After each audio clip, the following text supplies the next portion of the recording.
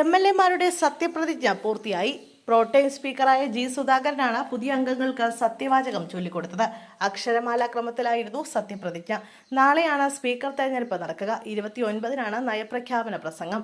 തിങ്കളാഴ്ചയാണ് വി.ഡി. സതീശൻ സർക്കാർ സത്യപ്രതിജ്ഞ ചെയ്ത് അധികാരമേറ്റത്. വലിയ രാഷ്ട്രീയ ചർച്ചകൾക്കും അണിയറ നീക്കങ്ങൾക്കുമൊടുവിൽ വി.ഡി. സതീശൻ മന്ത്രിസഭയിലെ അംഗങ്ങളുടെ സമ്പൂർണ്ണമായ വകുപ്പ് വിഭജനം ഇന്നലെയാണ് ഔദ്യോഗികമായി പൂർത്തിയായത്. ഇതിന് പിന്നാലെയാണ് എംഎൽഎമാരുടെ സത്യപ്രതിജ്ഞ നടന്നത്.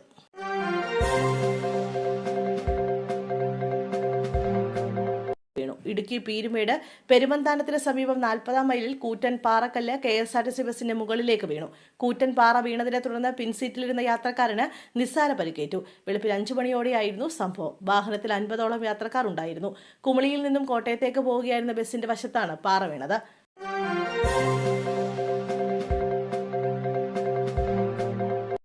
മോഡലിംഗിന്റെ മറവിൽ യുവതികളെ പീഡിപ്പിച്ച കേസിൽ അന്വേഷണം ശക്തമാക്കി പോലീസ്. കേസിലെ പ്രതികൾക്ക് സിനിമ, സീരിയൽ രംഗത്തെ പ്രമുഖരുമായി അടുത്ത ബന്ധമുണ്ടെന്ന സംശയത്തെ തുടർന്ന് ഈ മേഖലയിലേക്കും അന്വേഷണം വ്യാപിപ്പിക്കാൻ പോലീസ് തീരുമാനിച്ചു. കേസിന്റെ അന്തർസംസ്ഥാന അന്തർരാഷ്ട്രീയ കണ്ണികളെക്കുറിച്ചുള്ള വ്യക്തമായ വിവരങ്ങൾ ശേഖരിക്കാനാണ് നിലവിൽ അന്വേഷണ സംഘം ശ്രമിക്കുന്നത്. കേസിലെ 1-ാം പ്രതിയായ സിന്ധുവിനെ മുംബൈയിൽ നിന്ന് പിടികൂടി കൊച്ചിയിലെത്തിച്ചിട്ടുണ്ട്. വൈകിട്ട് 7 മണിയോടെ കൊച്ചിയിലെത്തിച്ച ഇവരെ വിശദമായ ചോദ്യം ചെയ്യലിനായി കസ്റ്റഡിയിൽ വാങ്ങി. സിന്ധുവാണ് യുവതികളെ ദുബായിലേക്ക് കൊണ്ടുപോകുന്നതിനുള്ള മുഴുവൻ പദ്ധതികളും ആസൂത്രണം ചെയ്തത്.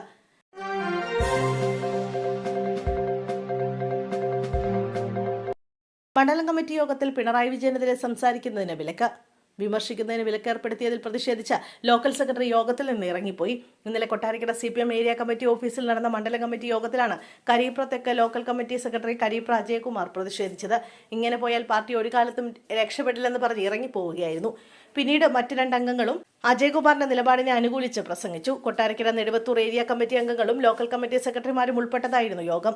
കേന്ദ്ര കമ്മിറ്റി അംഗം KN ബാലഗോപാൽ MLA, സംസ്ഥാന കമ്മിറ്റി അംഗം S രാജേന്ദ്രൻ, ജില്ലാ സെക്രട്ടേറിയറ്റ് അംഗം ജോർജ് മാത്യു എന്നിവരുടെ സാന്നിധ്യത്തിൽ നെടുവത്തൂർ ഏരിയ സെക്രട്ടറി J രാമാനുജന്റെ അധ്യക്ഷതയിലായിരുന്നു യോഗം.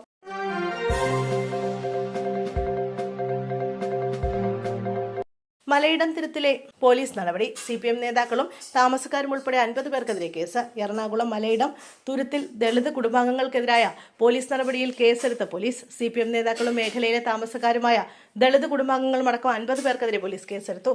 അന്യായമായ സംഘം ചേരൽ, ഔദ്യോഗിക കൃത്യനിർവഹണം തടസ്സപ്പെടുത്തൽ തുടങ്ങിയ വകുപ്പുകൾ ചുമത്തിയാണ് തടിയിട്ടപ്പറമ്പ് പോലീസ് കേസെടുത്തത്. ഇന്നലെ ആഭ്യന്തരമന്ത്രിയുടെ നിർദ്ദേശപ്രകാരമാണ് പോലീസ് ഒഴിപ്പിക്കൽ നടപടികൾ നിർത്തിവെച്ചത്. ഇതിന് പിന്നാലെയാണ് കേസ്.